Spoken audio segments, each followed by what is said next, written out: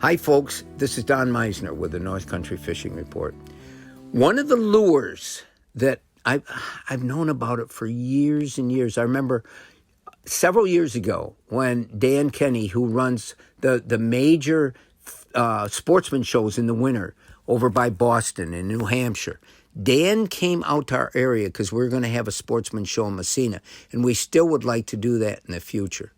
But he wanted to go out and take some time to go fishing out in our area, and he wondered who could take him. I called my friend Jonathan Robelot, and he took Dan and me out and right along the St. Lawrence River in our area between Waddington and Messina. And one of the things that Jonathan was using that day was a fluke. And I don't think you've ever heard me talk about flukes on the radio.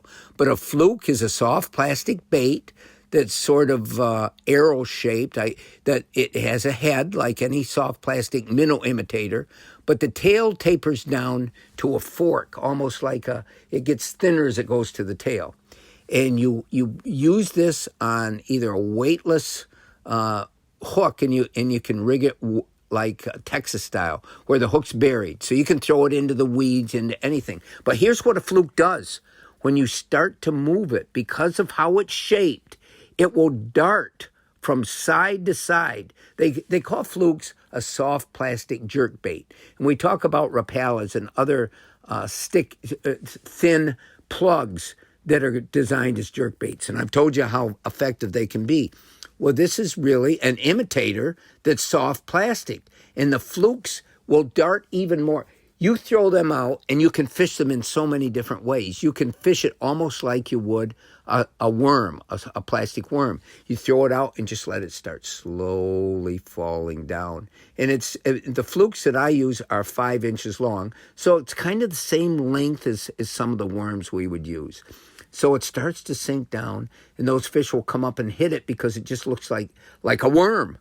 But then when you start to move it, when you start to reel it in, and you can move the rod tip, and every time you move the rod tip, that's going to jerk from side to side. And oh my gosh, you wouldn't believe the action. It's incredible. But here's what I wanted you to realize. The results can be incredible. Lately, it's been the best lure that I've used. I've had my great pike lures that I go out and I've told you about, the chatterbait styles and the spinner baits and so forth. Well, I've caught far, far more fish this year on a fluke, and it's just because I'm starting to use them. They're fun to use. You can use them in so many different ways.